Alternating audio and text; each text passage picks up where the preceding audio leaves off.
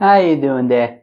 Welcome back to Babylon Talmud. Today we're studying Daf Mem Gimel, Daf 43 of Masechta Ksubis. Friends, who could tell me what Daf 43 talks about? Well, okay, stuff. Stuff. Definitely talks about stuff. Maise Yodea, Mizoinis, things like this. Some technical stuff about when the father dies and the brothers inherit the father, and how does that relate to the daughter and the wife and the widow, and all sorts of fun stuff.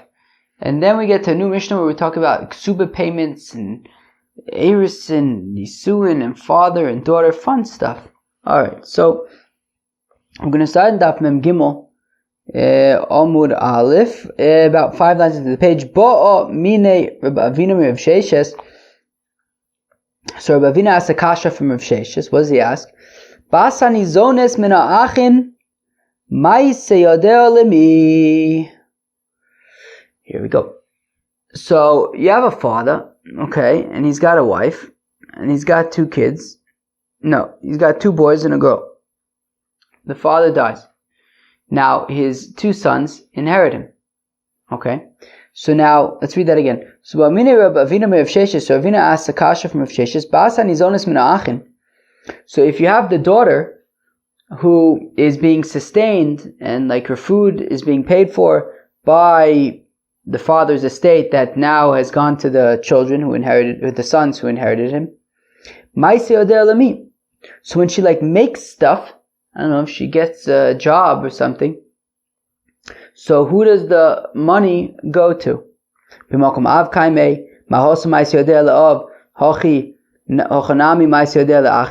do we say, well, the sons, when they inherit their father, they basically take the place of their father. And just like when you have a naira who's a ktana, a naira or a ktana, her ma'aseh yodea, the stuff that she produces, belongs to the father. So here also, her ma'aseh yodea belong to the brothers now. Or Dilma, lo damilav. Or maybe it's not, right, the brothers are not like her father. When it comes to her father, so she was eating from his stuff. He worked, he was making a living, and he was spending the money that he was earning to pay for her food and living expenses. So therefore, sort of like in exchange for that, so whatever she produces belongs to him. Now, but over here she's not being sustained from the brothers' hard work. The brothers inherited their father. Part of the condition of the ksuba that of the marriage contract that her father wrote to her mother was that the daughters would be able to be supported from his property in the event of death. So they're not. It's not like they're working hard and spending their hard-earned money to support their sister. They inherited their father, and part of the conditions of the inheritance is that they have to support their sister. So that doesn't necessarily mean that what she produces goes to the brothers. So Omerle, so Rav Sheshes responds to Rabbi Avinu, Tnisua. So Rav Sheshes says, we have a Mishnah on Daf Tzadihei. What does the Mishnah say? That the widow is supported from the property of the orphans, right? So the sons inherit the father.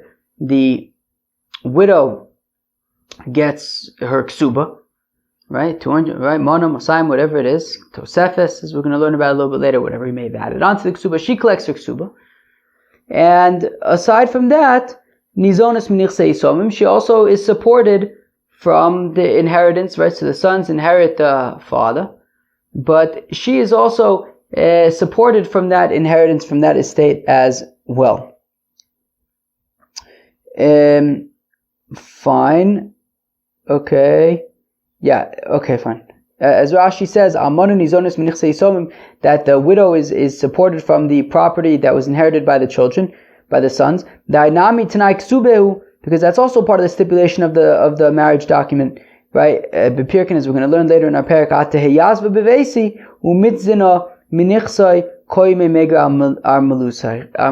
that as long as you are a widow, you will be able to be supported and sustained from my estate. Now, if she gets remarried, so then she'll no longer be supported by her original husband's estate.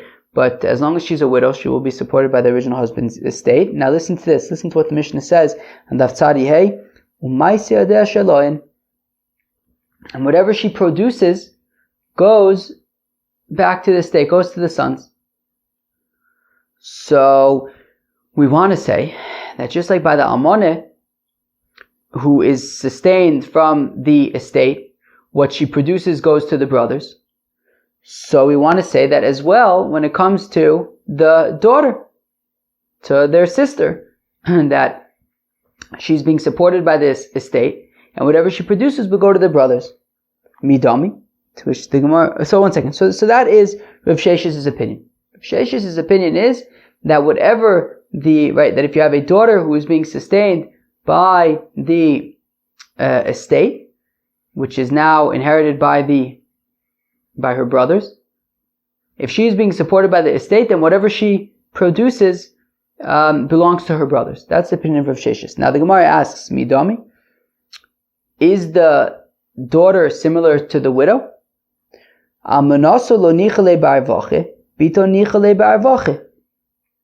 His daughter is different than his widow, because he doesn't necessarily have an interest in making sure that his widow has stuff. Let's go back there for a second. As opposed to his daughter, he has an interest in making sure that she has stuff, because eventually she's going to want to get married, and the father's going to want that when it's time for his daughter to get married, she's going to have stuff. And therefore, we might say that while the widow, what she produces goes to the brothers and she doesn't keep it, but the daughter, maybe what she produces she can keep, because it's in the father's interest that after he's dead, his daughter should have stuff so that so when she gets married, she'll have her own stuff. But does that imply then that his sort of daughter is like on a higher level than his widow? I guess, potentially her mother.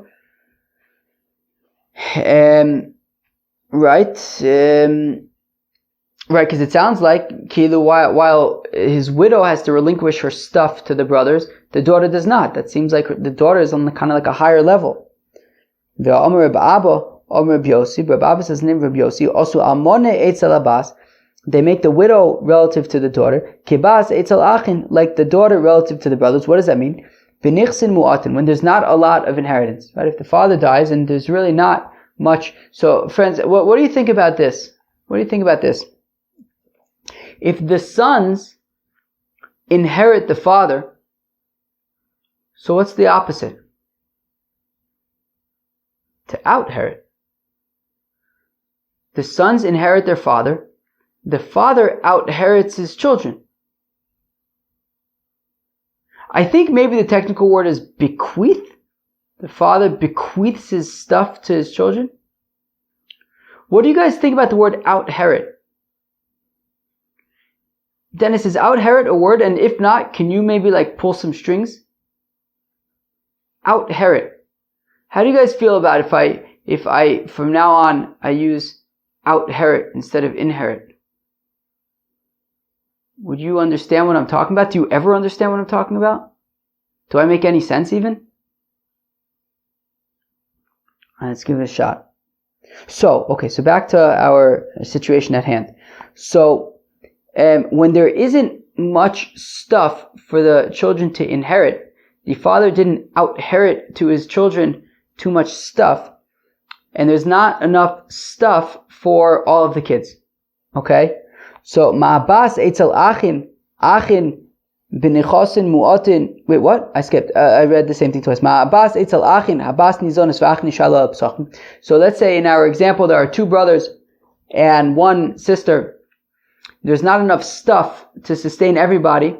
So we say, so the daughter will be sustained from the stuff, and the brothers need to go around begging. Af almoneh eitzel abbas. So now also when you have the widow relative to the daughter, almoneh nizonis ve'abbas tishal al psachim. So the widow would be able to be sustained from the meager inheritance, and the daughter would have to go around begging. So we see that in this case, the widow has precedence in that she can make use of the meager inheritance, while the daughter is the one who has to go around begging. So we seem to have a sort of discrepancy over here. That on the one hand we're saying that while the widow makes stuff, it goes to the brothers, yet the daughter makes stuff, she can keep it. So in that sense, she's kind of like on a higher level in a sense. Yet when it comes to when there's a meager inheritance, the widow can chap it around, and the daughter needs to go around begging. So in that sense, the widow is on sort of a higher ground. So the inyan zilusa al monaso adifale.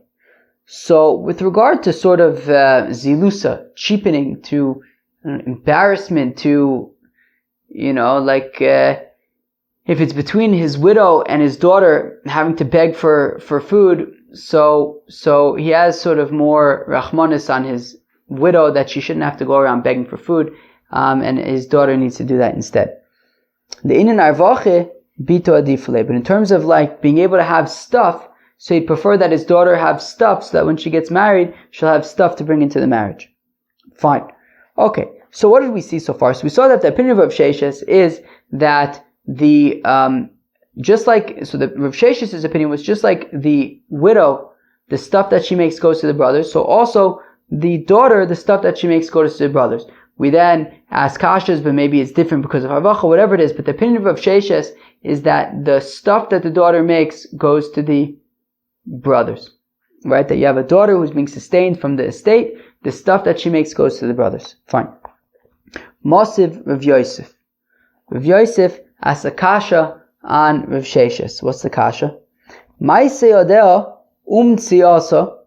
That our Mishnah says that the stuff that she makes, that she produces, and stuff that she finds, af al pi shelo govsa, even though they haven't been collected yet. So that the Gemara is going to ask, what is that? How does that relate to things that she finds? But so let's not think about the things that she finds for a second. Let's think about the stuff that she produces. So even though her payment for those things has not yet been collected, Mesa of, if the father dies, Harein shel achin, then the proceeds belong to the brothers. So this daughter, any stuff that she did when the father was alive, even if the payment has not yet been collected, when the father dies, it belongs to the brothers who inherit the father. But it says of Yosef, the implication being that it goes to the brothers because she produced these things when the father was alive. But Rav Yosef wants to imply, but if she makes these things after the father dies, then she chaps them around herself. She can keep them. And my lab benizonis.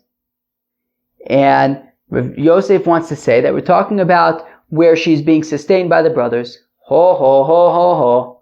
So says Rav Yosef, our Mishnah says that in a situation where the daughter is being sustained by the brothers, any stuff that she produced when the father was still alive goes to them. But anything that she produces after the father dies, she can keep, even though she's being sustained by the brothers, by the estate. So we see punkt verkehrt, right? Not like Rav Sheshes says. Rav Sheshes says that anything that she makes would go to the brothers, whereas Rav Yosef wants to argue that our Mishnah is talking about where she's being sustained from the estate, and yet anything that she produces after the father dies, she would be able to keep. Lo b'she'en nizonis.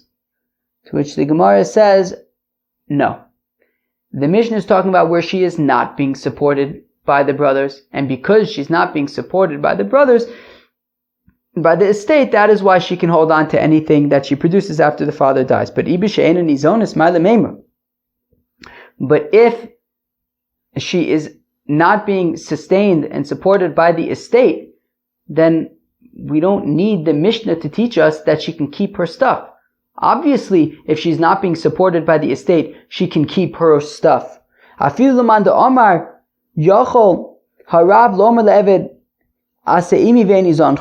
That even according to the opinion who says that a master is able to say to his slave that whatever you make belongs to me, and still I'm not going to be paying for your food.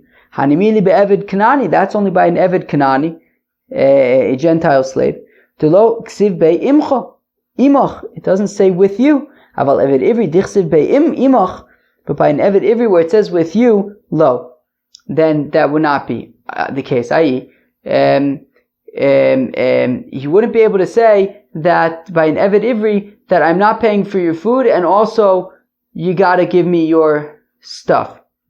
Kol shekain bito, and then certainly if that's the case by an Evid Ivri, then certainly by his daughter. And therefore, obviously, if she's not being supported by the estate, obviously, just like an Evid Ivri, she can hold on to her stuff.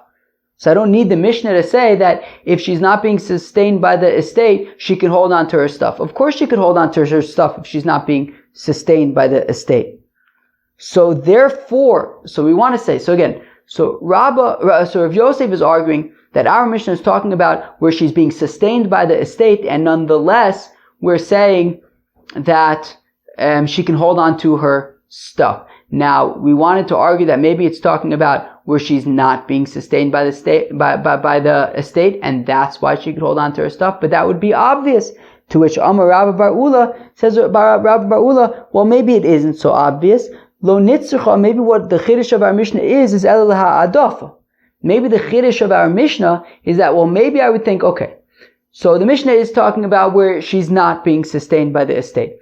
And yes, obviously, whatever she produces, she can then hold on, she can keep, but maybe I would think she can only keep it to the extent that she needs it to support herself. Right? She's not being sustained by she's not being supported by the estate. So obviously she's going to have to be able to hold on to stuff that she makes so that she could eat, she can live.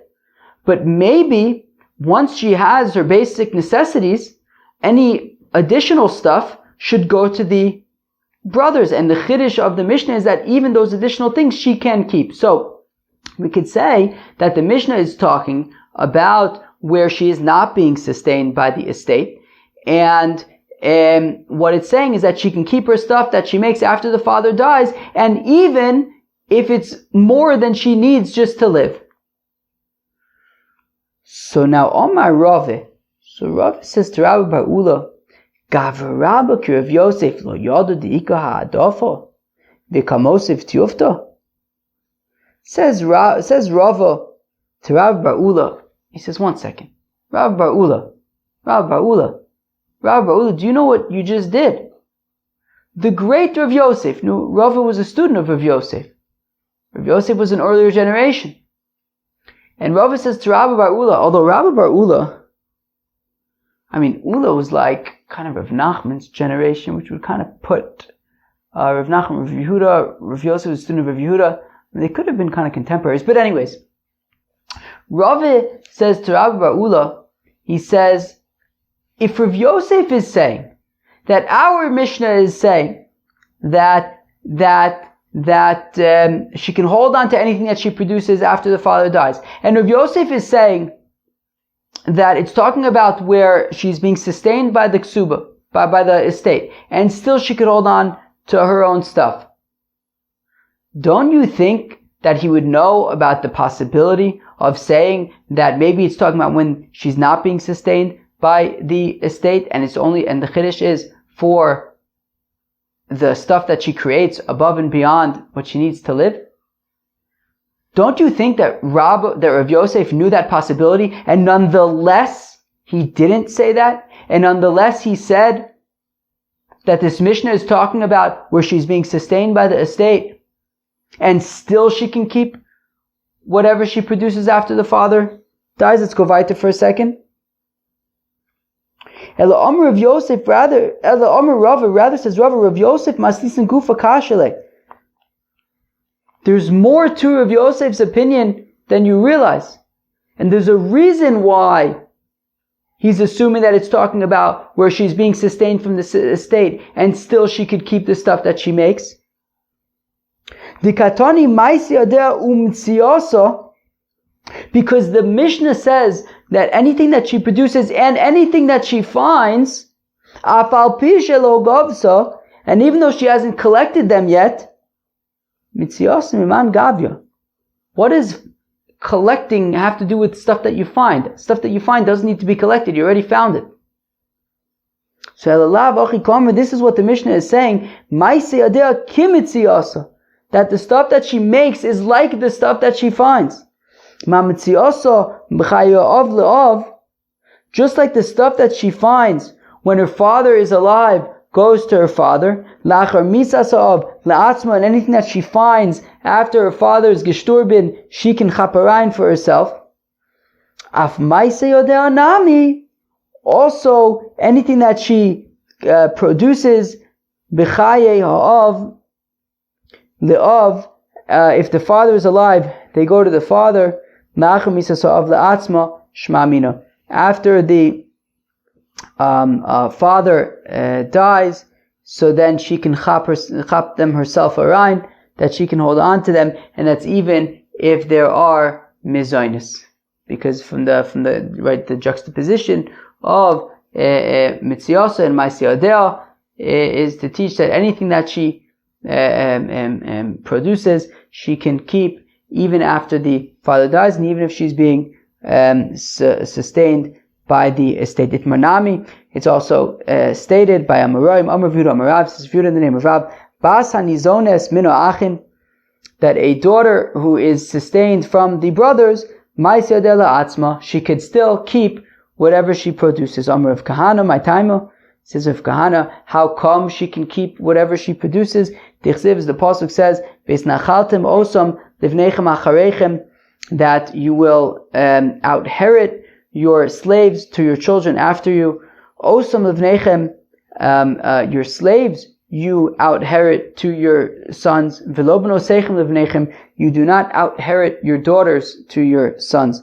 Magid she'ein adam morish schus bito livno. So we see that a fellow does not outherit the merit that the father has to his son. So that meaning, if the father might have access to the things that she produces, the sons do not have that same access. Maskeflo Rabba asakasha ve'emu befito yabas.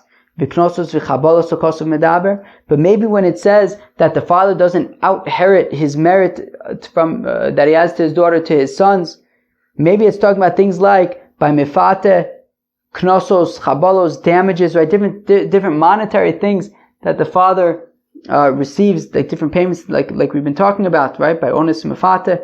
V'chentana Rav Chanina also taught. It's talking about, right, mefate, different kinds of damages. Chavalos tzara de gufaninu, to which the Gemara says, I don't understand. Chavalos, what does that have to do with the father?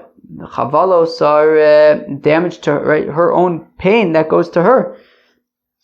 Amar Reb Yossi Bar Chanina says, Reb Yossi Bar Chanina sheptzah b'fanei. Well, if they damaged her face, well then it is nafkaminas for her father, because it affects his ability to be able to it says yeshlo b'mecher, to be able to sell her as like a maidservant. 1 second.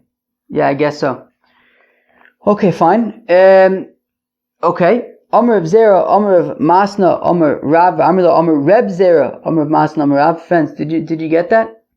One of them says Rav Zera, the other one says Reb Zera. Rashi says that, Rav Zera would be when he was in Bavel before he moved to Eretz Yisrael. But once he moved to Eretz Yisrael, and he says something very interesting. He says, the Kamd of Yochanan ve'ein smicha beBavel, havakar le Rav Zera v'hash ma'ita iko l'madam mekamid desamchuhu, amar vikul madam b'basa desamchu. Reb Zera got smicha? I thought the Gemara in Sanhedrin talks about that, right? That smicha ended with the students of Rabbi Akiva. Well, with Rabbi Yehuda ben Bavel, I thought.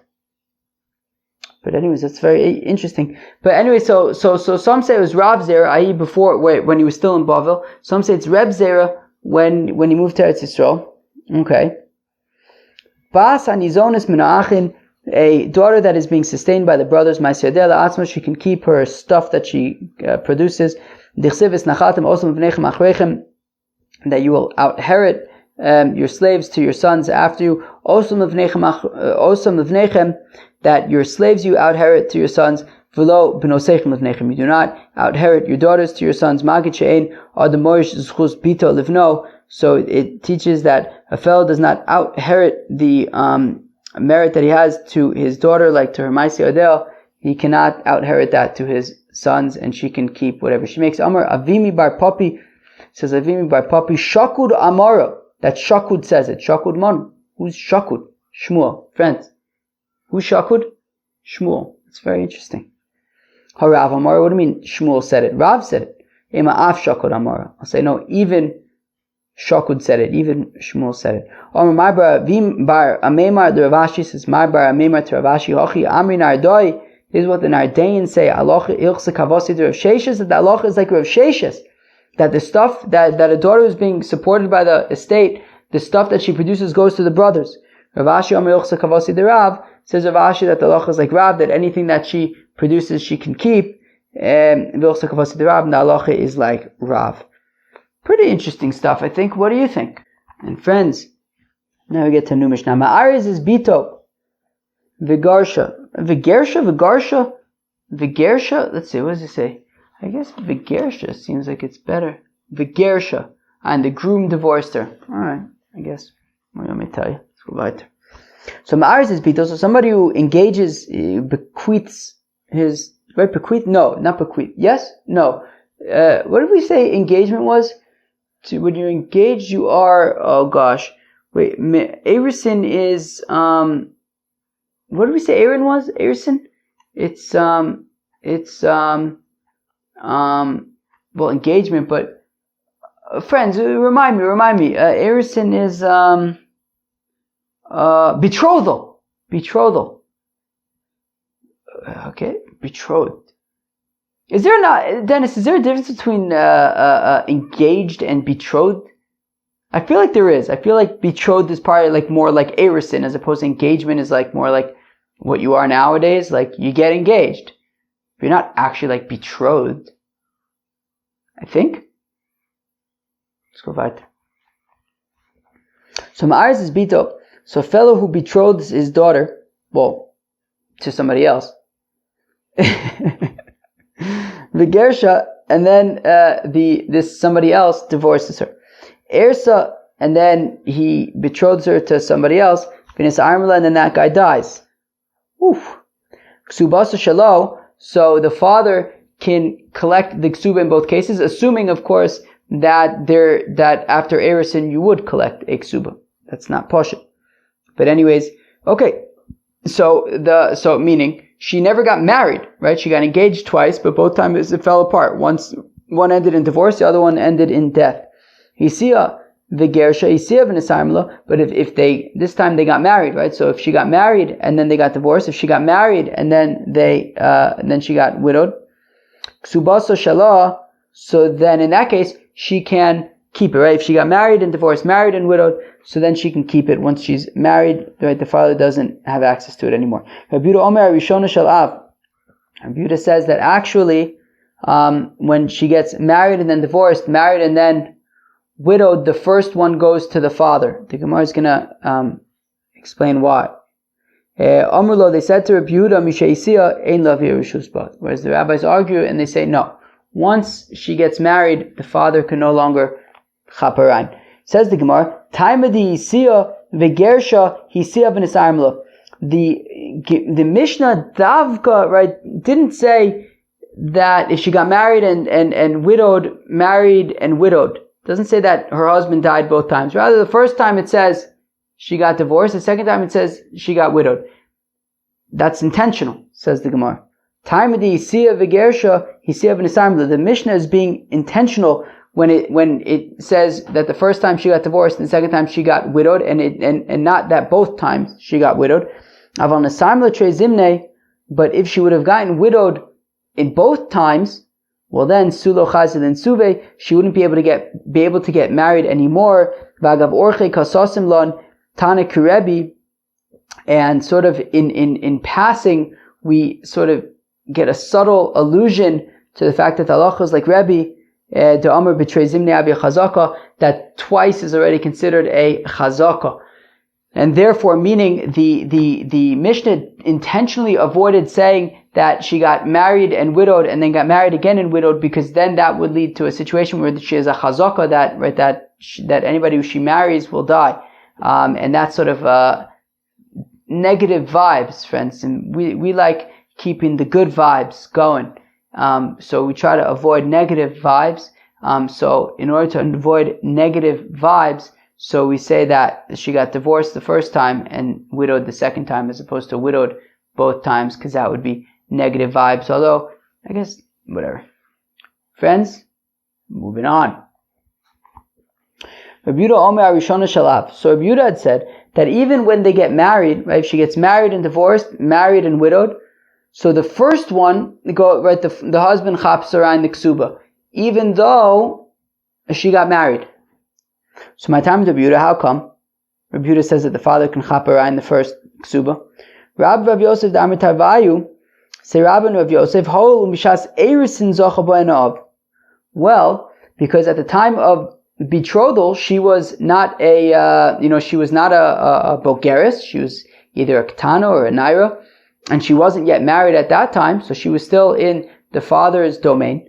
So there, and sort of the, I guess, collection of the ksuba goes back to the time of the erisin, at which point she was in the domain of the father, and that's why the father can chap it around. Masiv Rave Asakasha, Reb Yehuda Omer says, Reb Yehuda, Harishona Shel Av, okay, the first ksuba goes to the father. Umoda Reb Yehuda, however, Reb Yehuda admits, B'ma'aris as bito k'shi ketana, that when his daughter gets betrothed and she's a ketana at the time of erisin, uvagra, but then by the time the nisuin comes around, and she's already a bogeris, right? Nairis is only 6 months, right? So when she got engaged, she was a ketana.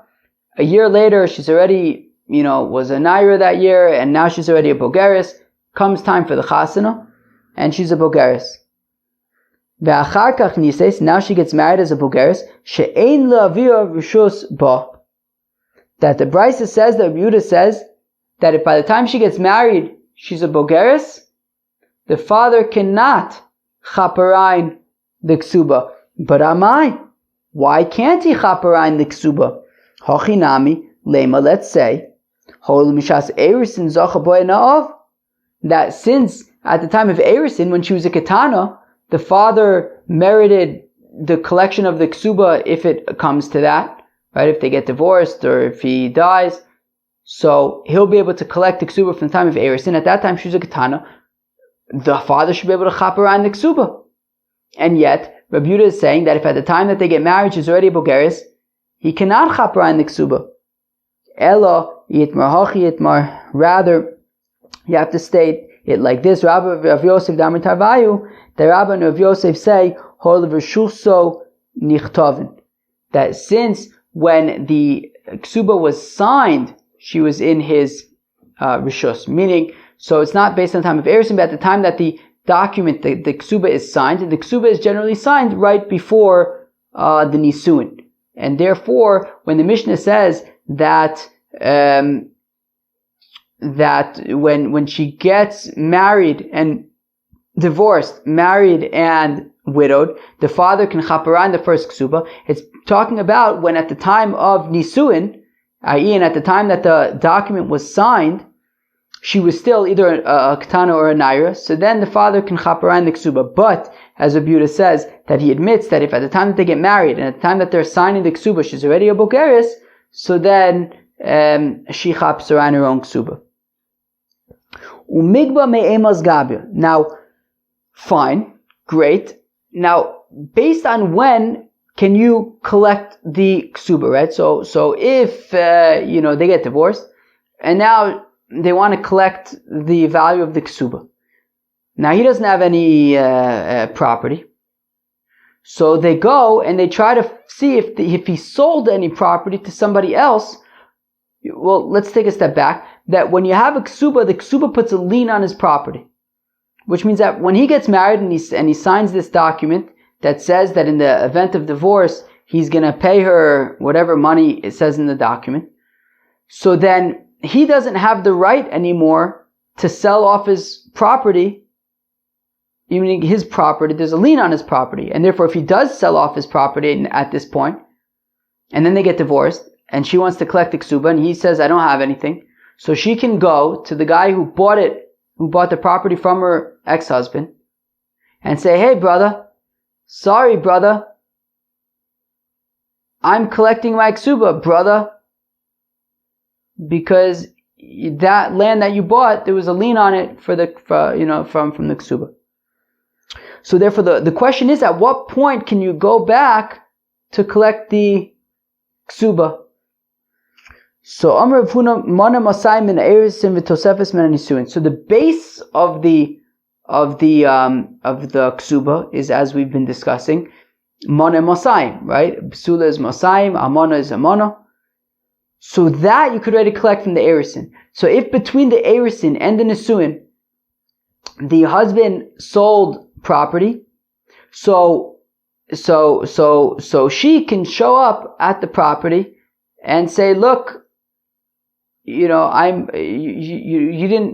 was a lien on this property from the time of Eirisin, and therefore I'm collecting, money or Masayim. And the Tosefes, what's the Tosefes? The Tosefes is, I'm gonna, one second, excuse me, the sun's in my eyes, give me 1 second. I think that's better. So the Tosefes is that he can also add on more stuff, right? Meaning, Mana Masayim is the base amount of a ksuba, but I think generally, the Chosin adds on more stuff, right? And that he says, look, if we get divorced, I'm including more money, more than just the Mana Masayim here. So that Tosefes is from the Nisuin, right? So she can only claim that from property that was sold post the Nisuin. But for the Mana Masayim, it could be from the time of Eris, and that's the opinion of Rav Huna. Rav Asi Amar, whereas Rav Asi says, Echod zeh v'echod zeh min ha-nisuin, both the Mana Masayim as well as the Tosefes are from the time of the Nisuin, that you can only collect from the time of the Nisuin and onwards, right? From property that was sold from the time of Nisuin and onwards. But does Rav Huna really say this, that the Mana Masayim is from the Erisin and the Tosefes is from the Nisuin? V'ha'itmar. But it was stated, Hotzia olav shtei Ksubis.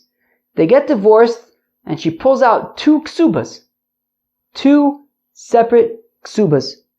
Written at 2 different times, with 2 different dates in it. Achas shel Masayim v'achas shel Shlosh Meos. One Ksuba, the earlier Ksuba is for 200 zuz, and the later Ksuba says it's for 300 zuz. V'amar Rav Huna, and says Rav Huna, Basu legabos Masayim gova mizman rishon, Shlosh Meos gova mizman sheni. And says Rav Huna, she can make a choice. She can make a decision. Choose one ksuba. If you want, you could choose the ksuba for 200 zuz. Now, why would she choose the 200 zuz ksuba if there's a ksuba for 300 zuz? Because the date on the 200 zuz ksuba is earlier. So if he sold property between the date on the earlier ksuba and the later ksuba, well then, the 300 zuz ksuba might be very nice because it's 50% more valuable. But if she can't use it to collect it, because the guy will say, look, I bought this prior to the date on that document, then it's basically useless. So Rav Huna says, look, choose which document you want to use. If you want to use the earlier document for 200 zuz, do that and go and collect it. If you want to use the document for 300 zuz, okay, use that one. You choose one of them. The Isa. Now, if what we're saying about Rav Huna is accurate, that the Mana Masayim is from the time of Erisin, is from the earlier time, and the Tosefes is from the later time, well then why don't we say Tigbe Masayim Mizman Rishon Umeya Mizman Sheni? Why don't we say that let her use the 300 zuz, but collect 200 of it from the earlier time, and then 100 of it, which would be the Tosefes, from the later time. Well, the time to which the Gemara says, I don't understand what you're saying. Tigbei chomish meos, why not just collect all 500 of it? Masayim mizman rishon, the 200 from the earlier time, plus mea mizman sheni, and then 300 from the later time. Elo chomish meos my time lo gabia. Why don't we say that? Why can't she collect all 500 of it? Kevon de lo kosav lo tzivisi v'osifis lo plus mea amosayim. Because since these are 2 separate documents, one's for 200 zuz, one's for 300 zuz, and it doesn't say on the document for 300 zuz, it doesn't say, oh, by the way, I'm adding 300 zuz to the base of 200 zuz. It doesn't say that.